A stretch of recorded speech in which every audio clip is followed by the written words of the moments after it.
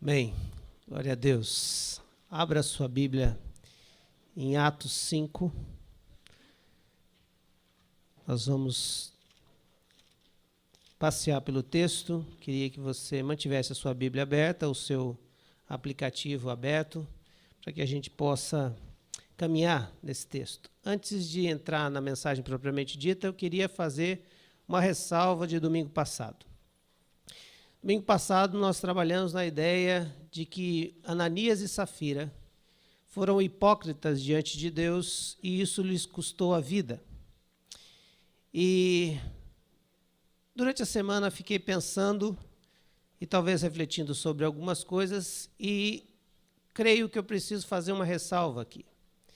Eu imagino que muitos dos irmãos saíram pensando que são hipócritas diante de Deus porque prometem uma coisa e não cumprem. Quem saiu com esse sentimento? Pode confessar? Olha lá. Oh. Eu também, às vezes, saio com esse sentimento. Mas há uma diferença entre hipocrisia e o ato de você prometer algo para Deus e não cumprir. É a intenção do coração que diferencia a gente de Ananias e Safira. Quando Ananias e Safira saíram da sua casa, o coração deles estava predisposto, já convicto de que queriam enganar as pessoas que estavam ali. O coração deles estava disposto a fazer isso. Não é essa a nossa intenção. Quando nós fazemos um voto para Deus, a gente diz: Senhor, eu quero ler a Bíblia mais. Eu quero orar mais, eu quero ser mais crente do que eu sou, porque eu sou como diz aqui, um crente capivara. Eu quero ser melhor. E, de repente, quando vai acontecendo as coisas da vida, a gente vai relaxando e vai perdendo os propósitos e não vai cumprindo aquilo que a gente prometeu. Isso não é hipocrisia, isso é relaxamento, é falta de compromisso, é qualquer nome que você disser, uma dificuldade que você encontrou em você mesmo de cumprir. Você descobriu que você não é tão cheio de propósito como você tinha, você não é tão forte quanto você imaginou e que você depende de Deus todo momento, até para cumprir promessas você precisa de Deus. Então, a diferença entre o hipócrita e a pessoa que não cumpre os seus compromissos está na intenção. Este casal saiu de casa querendo enganar o povo para que todo mundo olhasse para ele e dissesse assim: uau, esses aí são crentes top 10, esses são bons crentes, porque eles deram tudo da propriedade que eles venderam. Mentira, eles não deram tudo. Eles deram parte, mas disseram que deram tudo. E Deus nem estava pedindo nada para eles, mas eles obtiveram ali uma oportunidade de se passar por alguém que eles não são, por isso, hipócrita. Vem do grego, que eram os atores que representavam uma personagem que eles não eram. Então, meus irmãos, você não é uma hipócrita. Você é uma pessoa bem intencionada, seu coração quer fazer, quer viver, mas você esbarra em você mesmo. Eu sou meu maior inimigo nos votos. Nem o diabo é meu maior inimigo. Eu sou o maior inimigo meu nos votos. Porque eu assumo um compromisso de andar 6, 7 horas, 8 horas da manhã com a minha esposa e eu não cumpro. Imagina se Deus me fuzila, né? Não andou às 8 horas da manhã com a esposa, puf, morreu. Por que o pastor morreu? Porque não cumpriu o voto de andar com a esposa. Deus me livre, Senhor, tenha misericórdia disso. Imagina se todo mundo morresse assim. Ia ser o obituário que o pessoal das funerárias ia ganhar muito dinheiro, até eles. Eu acho que ia morrer, não ia ter lugar. Todo mundo ia morrer, porque todos nós temos essa dificuldade conosco de cumprir compromisso. Então, meus irmãos, feito esse esclarecimento, espero que você passe uma semana mais aliviada, mas continua querendo fazer os votos e cumpri-los. Tá? E tem gente muito esperta, né? Não faço nem voto, porque eu sei que eu não vou cumprir mesmo. Não, para dar um migué em Deus, não dá. Você viu? Foi o que o cara quis dizer. Aí você entra numa outra categoria, mas daí a gente conversa sobre essa categoria depois. Atos 5, então, no versículo 11, o temor se apoderou das pessoas porque viram Deus em atuação. Uma atuação muito, muito pesada. porque ninguém engana Deus. Mas a partir do versículo 12, descreve algumas coisas muito interessantes e que nos mostram uma coisa boa nas crises. Nos revela coisas que a gente pode tirar proveito da crise. O lado bom da crise é que ela revela para a gente as nossas verdadeiras convicções. Você não é provado nas suas convicções quando tudo está bem. Você é provado nas suas convicções quando as coisas vão mal. E estes homens aqui experimentam mais tribulação e mais luta e mais dificuldade no meio de tudo isso. No meio desse momento especial que eles estavam vivendo. Mas ali revelou a verdadeira convicção desses homens. Qual era a verdadeira convicção desses homens? Atos 1:8. Eles criam profundamente e tinham uma convicção profunda que eles foram imergidos, mergulhados, envolvidos pelo Espírito de Deus, de maneira tão poderosa que eles se tornaram testemunhas para as pessoas a respeito do poder e do amor de Jesus Cristo. Este foi a convicção mais forte, mais clara. Eles estavam entendendo, olha, Deus agora não está lá com os nossos ancestrais, com os patriarcas. Deus não está com Isaac. Deus não é só o Deus de Abraão, mas o Deus pessoal. Ele esteve conosco na pessoa de Jesus Cristo e agora ele está em nós na pessoa do Espírito. Isso é uma convicção que nós temos. Isso nos faz ter ousadia para ser testemunha em todo lugar. E aí eles saem com essa convicção e começam a experimentar outras convicções que virão, sendo fortalecidas e acrescidas por causa desta convicção. Então, para começar a nossa conversa em Atos 5, você precisa entender que um dia o Espírito Santo veio habitar em você, porque Cristo veio habitar em você, o Pai veio habitar em você, e você então agora é cheio do Espírito Santo. Essa é uma convicção. Mas você não foi cheio do Espírito Santo simplesmente para ser cheio, mas para fazer algo. É para que através da sua vida outros possam entender, mesmo sem palavras, você fale do amor dele e que você brilhe por Cristo, onde você for. E aí o versículo 12, 13 e 14... vai revelar, então, a primeira convicção que o texto nos mostra. A convicção de que ninguém fica indiferente ao Evangelho. O Evangelho de Deus é poder. E quando o poder de Deus invade um local, uma geografia, ele se manifesta, ele intervém numa intervenção divina, as pessoas não ficam paradas, inertes, indiferentes a isso. Versículo 12.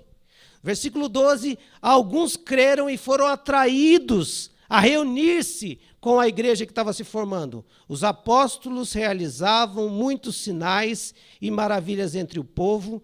Todos os que creram costumavam reunir-se no pórtico de Salomão. A evidência de que há uma convicção aqui bem clara. As pessoas não ficavam indiferentes. Eles viram sinais e maravilhas e foram atraídos para a mensagem do Evangelho, atraídos para se reunir àquela igreja que estava ali. Mas outros ficaram admirados, mas com medo, e esse medo os afastou. Veja, não ficaram indiferentes, foram afastados por causa deste medo, desse tamanho poder. Versículo 13, dos demais ninguém ousava juntar-se a eles, embora o povo estivesse em alto conceito. As pessoas viam, isso aí é poder de Deus, mas meu Deus, será que se eu chegar ali não vou ser fulminado? Não vou morrer? Não ficaram indiferentes ao Evangelho, se afastaram do Evangelho, mas não entenderam isso como uma coisa errada. Sabiam que era o poder de Deus, mas tinham medo de chegar a eles. Muitas pessoas próximas de nós têm essa reação do Evangelho. Nos têm alto conceito, mas tem medo de se chegar a esse evangelho, o que pode trazer dentro dele. E o versículo 14 já nos mostra uma coisa muito interessante. Lucas já deixa de conta os números. Ele falava em 3.000, depois ele falou em 5.000 conversões, mas no 14 ele diz assim, um número cada vez maior. Homens e mulheres criam no Senhor e lhes eram acrescentados. Já não dá mais para contar, era uma multidão. Porque quando o poder de Deus vem manifestando, ele vai fazendo diferença e gente vai se rendendo aos pés de Cristo. As convicções que nós precisamos ter é que você é mensageiro de uma mensagem que não vai ficar vazia. Quando essa mensagem chega, ela traz ou atrai pessoas, ou repele pessoas. Veja, não é você que vai repelir pessoas. Crente chato não é de Deus. Crente que enche a nossa paciência não é de Deus. As ações do crente devem ser aquela que a pessoa diz assim, eu gosto de você, mas o que você está falando é muito pesado para mim. Mas eu gosto de você. O texto está dizendo aqui que eles estavam atraídos às pessoas, eles tinham em alto conceito, mas a mensagem era muito forte. Segunda convicção. Convicção do poder de Deus. Não no poder de Pedro, nem dos apóstolos, mas no poder daqueles que creram no Senhor. Veja que o versículo 14 diz que criam no Senhor, eles eram acrescentados, e tem uma vírgula ali, porque a continuidade desta vírgula é o versículo 15. De modo que o povo também levava os doentes às ruas e os colocava em cama, em macas, para que pelo menos a sombra de Pedro se projetasse sobre alguns enquanto ele passava. Afluíam também multidões das cidades próximas a Jerusalém, trazendo os seus doentes e os que eram atormentados por espíritos imundos, e todos eram curados. Veja que o texto não está dizendo que a sombra de Pedro curava. O texto não está ressaltando o fato de que Pedro passava e as pessoas colocavam as pessoas doentes e a sombra dele trazia cura. O texto está ressaltando que aqueles que estavam experimentando o poder de Deus, criam no poder do Senhor, no Senhor aqui, criam no Senhor. Eles acrescentavam, de modo que o povo também levava os doentes. Era o poder de Deus que estava sendo ressaltado, era a glória de Deus, nunca é o homem, sempre é Deus. Por isso que nós temos que cuidar quando nós nos ufanamos, nos achamos, enchemos de glória, quando dissemos assim, o grande homem de Deus, não existe grande homem de Deus. Existe um homem de Deus. Existe uma mulher de Deus, existem servos de Deus, que é uma frase mais incoerente, é dizer o grande servo de Deus. Se é grande não é servo, se é servo não é grande. E eu tenho certeza que Pedro passava e falava, gente, é Jesus, deixa eu falar, é Jesus, não sou eu.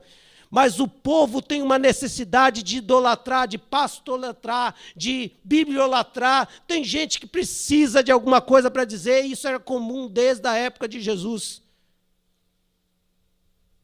As pessoas esquecem de Deus e começam a olhar os instrumentos. Então, se algum dia você passar em alguma igreja, não precisa pegar lenço ungido do fulano, porque isso não funciona. E se funcionar, você tem que dar glória a Deus. Nunca é o homem, sempre é Deus. Nunca é o homem, sempre é Deus. Sempre é Deus. Essa deve ser uma convicção. Ah, mas o fulano ora mais forte. Ah, mas o ciclano faz uma oração forte. Ele sabe. Não terceiriza a tua experiência com Deus. Ora você. Crê que Deus também está em você. Porque a convicção daqueles homens era o seguinte: nós vamos, nós sabemos quem nós somos, mas nós sabemos quem Deus é. E é por isso que Pedro ia. E o povo se afluía em direção aos discípulos, aos apóstolos agora. Porque eles sabiam em quem criam. Tinham convicção disso. Você sabe em quem você crê? Você tem convicção disso? Sabe aquelas situações que Deus nos coloca no trabalho, que o cara compartilha com você uma coisa e diz assim: você poderia pedir para o seu pastor orar por mim? O que ele está dizendo? O mesmo conceito que esses homens tinham. Vai chamar o teu líder, o xamã, vai chamar o guia, o guru, para que ele dê um passe, para que ele ore por mim. E nessa hora que você tem que lembrar das suas convicções e dizer assim: eu queria dizer para você, se eu pudesse orar por você, porque eu creio que Deus habita em mim e é Ele quem faz a obra. E ora. A prova real de que você acredita e que tem convicção que você é cheio do Espírito é que você não terceiriza a oração. Ah, não, deixa eu já ligo para ele, eu tenho o telefone dele. Essa capacidade de crer que Deus habita em você.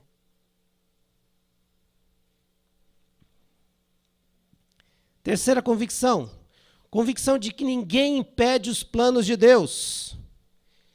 E nesse momento, diante dessa alegria do Evangelho, as coisas vão acontecendo, gente se convertendo, gente entendendo a mensagem do Evangelho, gente possuída por demônios, por espíritos malignos. E se você não acredita em espíritos malignos, eles existem sim.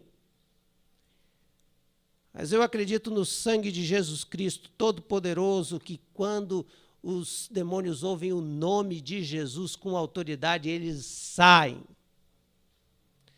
Mas essas coisas maravilhosas acontecendo, é fácil ter convicção quando tudo está indo muito bem. É fácil ter convicção quando você percebe que você ora e Deus atende. Quando você está conversando sobre o Evangelho e a conversa está fluindo. Agora as convicções não são para esse momento. As convicções são para o momento de luta, de oposição e oposição diabólica. Ninguém impede os planos de Deus. Coloca isso na sua mente. Aquilo que Deus tem projetado é para se cumprir. O problema da igreja brasileira é que ela acha que Deus fez os planos só para ela. O que Deus projetou para mim, Deus vai cumprir. Aquele carro, aquela coisa. Gente, que pobreza! Tem gente que quando ganha o carro esquece de Jesus. Você acha que isso é plano de Deus? Presta atenção. Acorda. 7 bilhões de pessoas e Deus gira em torno de você. Antropocêntrico. Em torno do Jacques. Ele quer o melhor para você? Sim, claro que Ele quer o melhor para mim. Ele quer o melhor para você. Mas Ele tem um plano para alcançar outras pessoas. E às vezes, para alcançar outras pessoas, precisa do seu sacrifício, da sua entrega, da sua abnegação, de você abrir-se mão, deixar de ser egocêntrico, querer só para você, para você, para você. E eles agora, então, experimentam essa forte oposição, versículo 17 e 18. Então, o sumo sacerdote e todos os seus companheiros, membros do partido dos saduceus, ficaram cheios de inveja. Inveja por quê? Porque aqueles homens estavam cheios do poder de Deus e eles cheios de poder humano. Por isso mandaram prender os apóstolos e colocá-los numa prisão pública. Está aqui o base bíblica, prisão preventiva, tá? Primeiro prende, depois vão fazer o julgamento. Todo mundo diz que não está, mas isso aqui está em cima da lei romana. A lei romana trabalhava assim. E você sabe que a lei brasileira bebe muito da fonte da lei romana. Aliás, acho que quem é o advogado aqui? Todos os países bebem da fonte da lei romana. Prendia primeiro, preventivamente, para depois ver se é culpado ou não. Então, esse negócio de habeas corpus aí é só coisa daquele cara lá que gosta, né, de soltar o povo. Mas tudo bem. Prenderam. E aí, nessa hora, se a gente não tem convicção, quando as coisas não acontecem como a gente imagina, a gente começa a dizer, Deus, cadê o Senhor? Onde o Senhor está? Mas eu estava fazendo tudo tão certinho, estava indo tudo muito bem. Oh, Deus, tu me abandonaste. Mimimi, mimimi, mimimi. Gente, é convicção. E convicção é assim. A gente não fica pensando o que está acontecendo lá na frente, a gente fincou uma estaca lá atrás, que o meu Senhor é quem me encheu do seu Espírito e me deu autoridade para ser testemunha. E se está acontecendo aqui alguma coisa aqui na frente, eu estou firmado nele. E se o rio passar por mim, não vai me levar. E se me levar, é porque Deus tem um propósito maior. E aí eu perco essa coisa de, ai, e se acontecer? Porque eu estou firmado nas minhas convicções. Convicção de que ninguém impede os planos de Deus. O problema é que a gente acha que Deus vai usar a gente só. Nananina, não. Não necessariamente. A gente aprende que Deus usa meios sobrenaturais para cumprir os seus planos. E sabe o que ele usou aqui no versículo 19 e 20? Durante a noite, o anjo do Senhor abriu as portas do cárcere, levou-os para fora e disse, dirijam-se ao templo e relatem ao povo toda a mensagem dessa vida. Em poucas palavras, gente, vocês estão achando que alguém impediu Deus de agir. Eu só estou avisando vocês que agora vocês vão sair, estão soltinhos, e agora vocês vão para o pátio, onde vocês tinham que estar, exatamente fazendo o que vocês deveriam fazer, no poder do Espírito de Deus, porque Ele mandou soltar vocês, e vão continuar pregando a mensagem desta vida. Porque Deus usa meios sobrenaturais para cumprir os seus planos. E quando eu tenho convicção de que Deus vai fazer, eu não fico perguntando o que Ele vai fazer, nem como Ele vai fazer, eu só fico esperando Ele fazer. E quando Ele faz, eu falo assim, eu já sabia. Não sabia que era assim, porque o Senhor é sempre criativo. Mas esse negócio espilbiando, assim, de abrir cela, o Senhor é perito. Gente, aconteceu. Agora, imagina só se os discípulos, porque estavam todos os apóstolos sentados falando assim, gente, como é que é isso mesmo? Onde que a gente tem a base bíblica para abrir as cadeias? Abriu! Vaza! Vai fazer a vontade que Deus tem, aquilo que Ele tem para você, porque ninguém impede o plano de Deus. No livro Conhecendo a Deus e Fazendo a Sua Vontade, ele diz que não é Deus que faz os planos para a gente, é a gente que entra nos planos de Deus. Então ele diz, não faça a pergunta qual é o plano de Deus para você, faça a pergunta o que é a sua parte no plano de Deus. Entra no plano de Deus e começa a experimentar sobrenaturalmente Deus agindo. E não necessariamente você vai experimentar em você alguma coisa, mas você vai experimentar Deus usando você. Porque o plano de Deus é que o evangelho fosse pregado, versículo 21 até o 25. Amanhecer, eles entraram no pátio do templo como haviam sido instruídos e começaram a ensinar o povo. Quando chegaram o sumo sacerdote e os que seus companheiros convocaram o sinédrio, toda a assembleia dos líderes religiosos de Israel, e mandaram buscar os apóstolos na prisão. Todavia, ao chegarem à prisão, os guardas não os encontraram ali. Então voltaram a relatar, encontramos a prisão trancada com toda a segurança, com os guardas diante das portas, mas quando as abrimos não havia ninguém. Diante deste relato, o capitão da guarda do templo e os chefes dos sacerdotes ficaram perplexos, imaginando o que teria acontecido. Neste momento, chegou alguém e disse, os homens que os senhores puseram na prisão estão no pátio do templo, ensinando o povo. Em poucas palavras, os homens que vocês acharam que poderiam deter, eles são cheios do Espírito de Deus. E o Deus deles foi lá de maneira sobrenatural, abriu a cadeia para eles continuarem fazendo o que precisavam fazer. Deus usa meios sociais. Deus usa opinião pública. Deus usa o povo. Versículo 26. Então, indo para lá, com os guardas, o capitão trouxe os apóstolos, mas sem o uso da força, pois temiam que o povo os apedrejasse. Deus estava usando o povo para dizer assim, não vão tocar em vocês, porque eu estou nesse negócio. Vocês vão continuar fazendo o que tem que fazer. Pastor, mas lá na frente eles sofreram açoites, lá na frente eles foram castigados e a grande maioria dos apóstolos, se não todos, morreram de morte martírica. Sim. Mas qual era o objetivo de vida deles? Viver? Exatamente. O objetivo deles não era viver por Cristo só. Era ser necessário morrer por Cristo.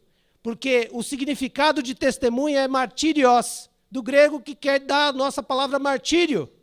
É gente que está disposta a, se necessário for, morrer por aquilo que eles têm convicção. Essa é a definição de testemunha. Então, quando eles iam morrendo nas suas, alguns nas arenas, outros decapitados, Paulo foi decapitado segundo a tradição na Via Ápia, Pedro foi decapitado, também foi crucificado de cabeça para baixo, essa diz a tradição, e tantos outros, ninguém estava dizendo assim, meu Deus, perdi o tempo, ó. Porque na morte deles, trouxe certeza e convicção a tantos outros, de forma tão clara, que teve um tempo que os líderes das igrejas pediam para que as pessoas não fizessem martírio voluntário. Sabe o que é martírio voluntário? Ia lá na praça e dizia, eu sou cristão, para os outros matarem, para ele ter a glória. Avisava, não, gente, não é assim também, é assim, vai indo, e se acontecer, tá bom, mas não precisa se oferecer para morrer. A história conta desses martírios voluntários, desnecessários. Mas as convicções nos colocam numa situação onde teremos oposição. Uma quarta convicção, que é melhor obedecer a Deus do que aos homens. É uma convicção de que quando há conflito das esferas de poder e de autoridade, você segue e obedece o maior. Versículo 27 e 28 diz assim, tendo levado os apóstolos, apresentaram-lhes ao sinédrio para serem interrogados pelo sumo sacerdote, que lhes disse, demos ordens expressas a vocês para que não ensinassem neste nome. Todavia vocês encheram Jerusalém com sua doutrina e nos querem tornar culpados do sangue deste homem. A esfera de poder era o Sinédrio, ou seja, o Supremo Tribunal Federal daquela época, o poder máximo, e Deus, e Jesus, e a fé que eles criam. E havia um conflito. Ou eles paravam de falar de Jesus, ou eles morreriam. Ou eles falariam de Jesus e morreriam. Não havia condição de negociação. E aí vale o princípio. É só neste caso, absolutamente nesse caso, restritamente nesse caso, que a Bíblia nos autoriza a desobedecer às autoridades. O restante, nenhuma vez. Nenhuma vez. É só quando Deus está sendo aviltado, desrespeitado, desvalorizado diante das autoridades. Versículo 29. Pedro então responde para eles, Pedro e os outros apóstolos responderam: é preciso obedecer antes a Deus do que aos homens. Marshall, em seu comentário, diz assim: os cristãos são chamados para serem cidadãos conscientes e, em termos gerais, devem se submeter à autoridade humana. Mas se a autoridade em questão emprega erroneamente o poder de Deus, que Deus lhe concede, ordenando o que ele proíbe e proibindo o que ele ordena, o dever dos cristãos é desobedecer à autoridade humana a fim de obedecer a Deus. Apenas nesse quesito. É quando você recebe uma lei que vai totalmente contra aquilo que a palavra de Deus diz. E você, sim, vai desobedecer e vai sofrer a sanção. Nós vivemos num mundo da carochinha, que nós achamos que nós vamos desobedecer ordens e simplesmente Deus vai livrar a gente. Mas às vezes ele vai usar exatamente as consequências disso. Nem todas as vezes eles foram livres. Nem todo pregador de cura não tem doença. Eu conheci uma mulher, pastor Odade Castro, da terceira IEQ de Curitiba. Deus usava profundamente essa mulher para curar. Mas ela tinha uma doença incurável. E morreu dessa doença. Mas ninguém ousava dizer que Deus não usava aquela mulher. E o exemplo daquela mulher me mostra exatamente o seguinte: Deus queria usar como usou a vida dela, do jeitinho que ela tinha, com a doença que ela tinha, e Deus usava profundamente. Sabe por quê? Porque nunca o poder é nosso.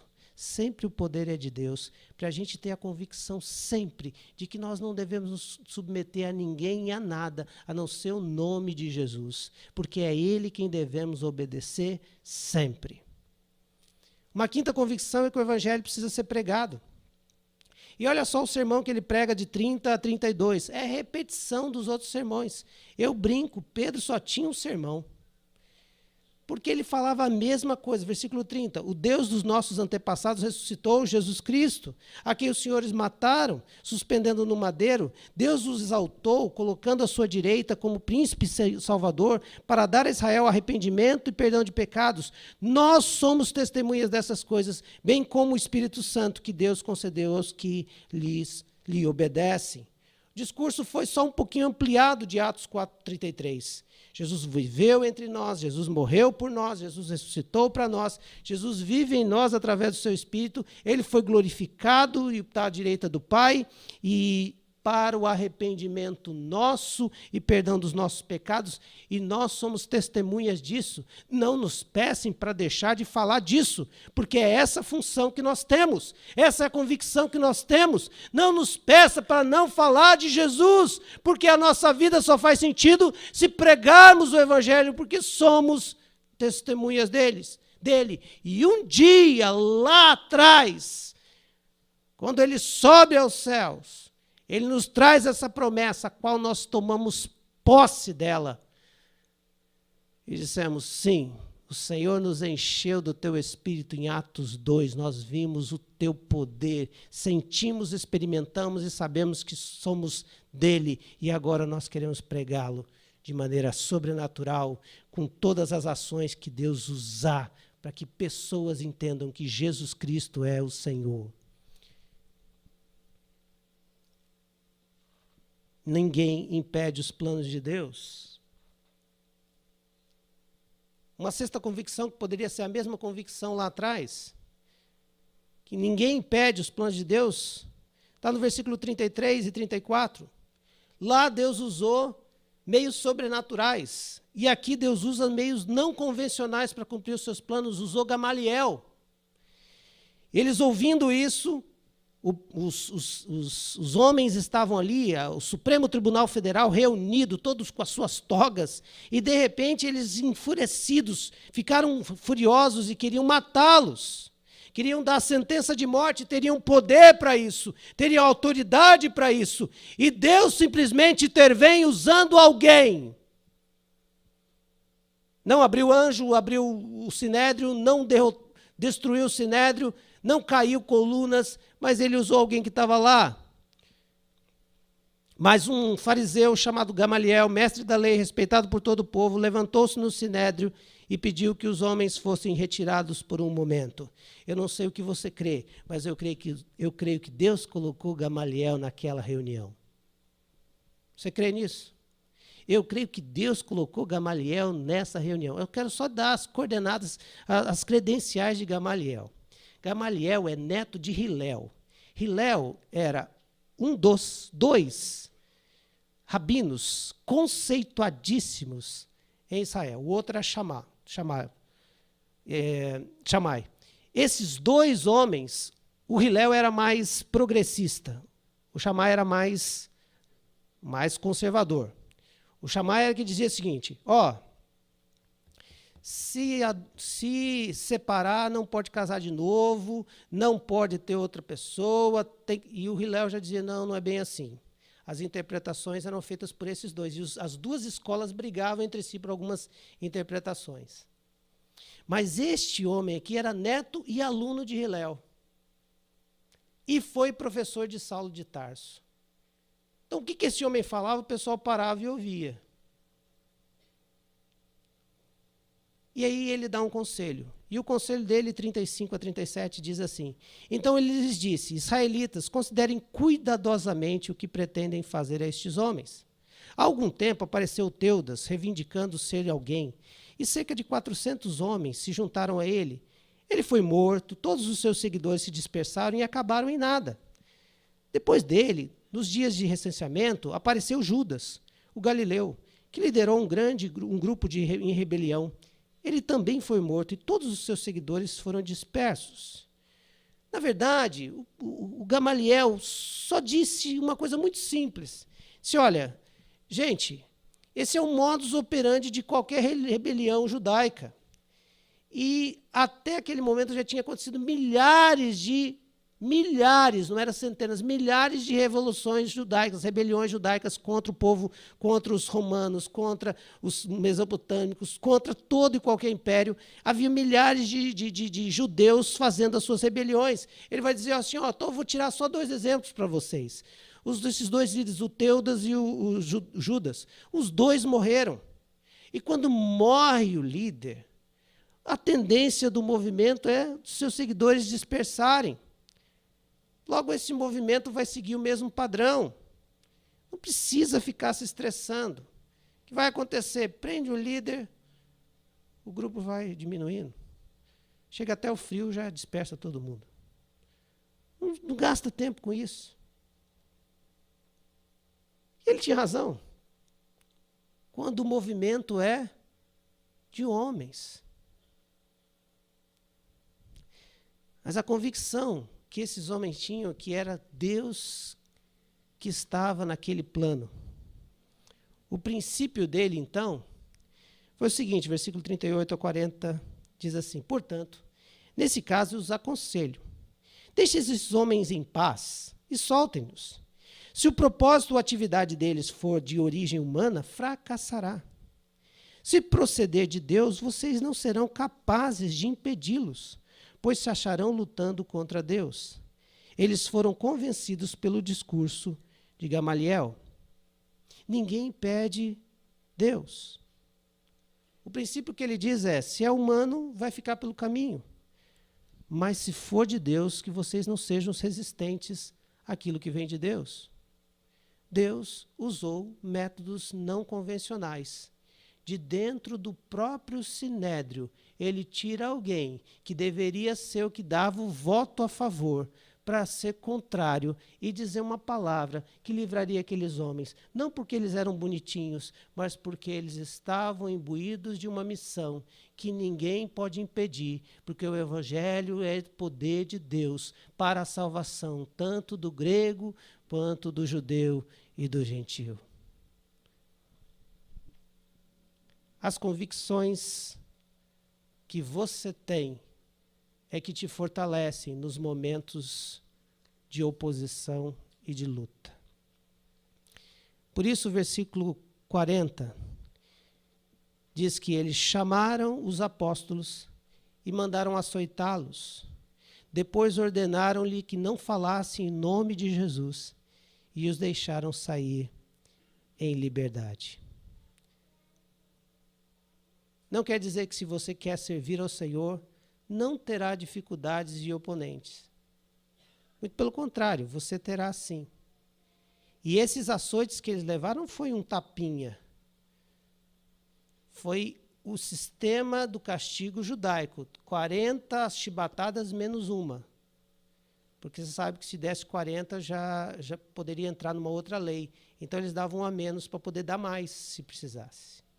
Ninguém poderia ser castigado com 40 chibatadas. Então o que eles faziam? Dava 39, paravam um tempo. Ó, você não foi castigado com as 40. Então podemos dar mais 39. Eles foram açoitados. E sabe como é que eles saíram de lá? Versículo 41. Os apóstolos saíram do sinédrio, alegres por terem sido considerados dignos de serem humilhados por causa do nome. Ah, por favor, gente. Convicção tem limite. Você está fazendo tudo certinho, já foi preso, foi solto, aí estavam lá, ia ser mortos, daí aparece o Gamaliel, e aí todo mundo fala, bom, vão sair na boa. Não, tomaram 39, isso é o mínimo, porque a Bíblia diz que eles tomaram os açoites, então, que a gente pode tirar aqui mínimo 39. E aí eles saem de lá com as costas todas em vergalhos, todos ensanguentados, porque essas 39 não foi fácil.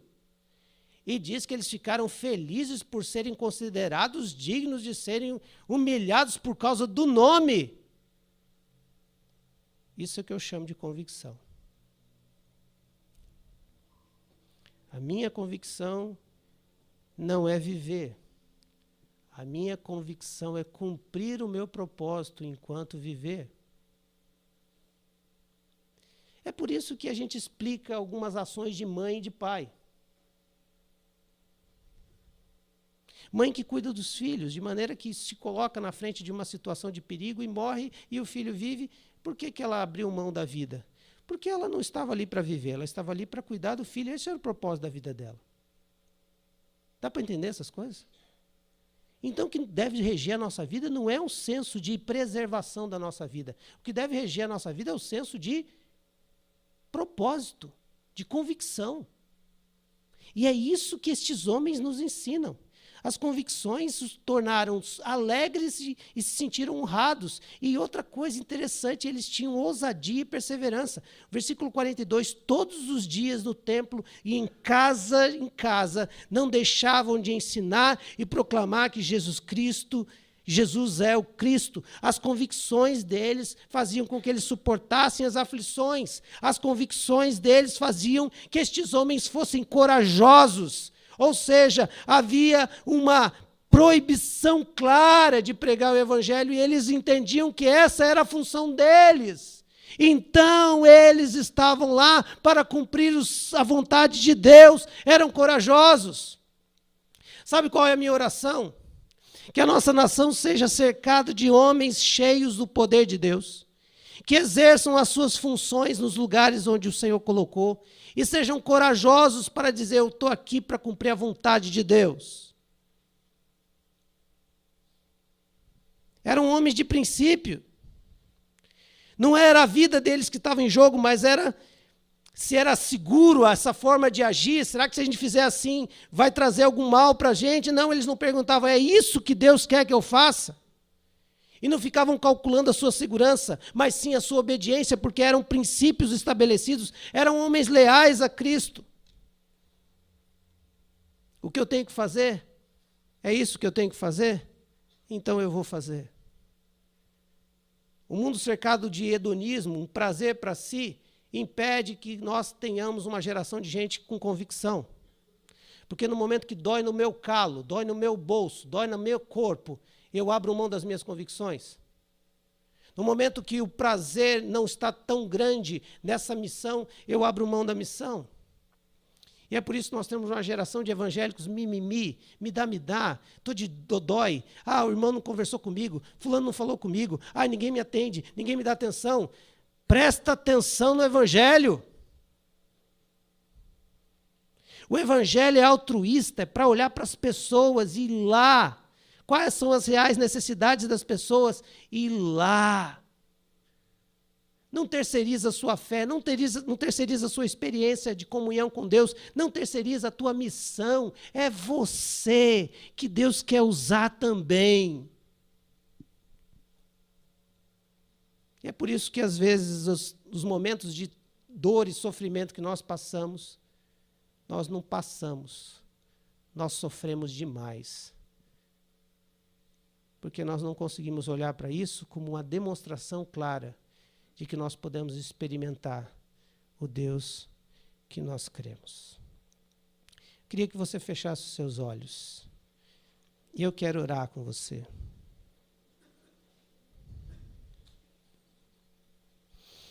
Talvez você não lembre de nada do que foi dito aqui. Eu confesso, foi muita coisa. Mas lembre-se de uma coisa. Qual é a sua convicção?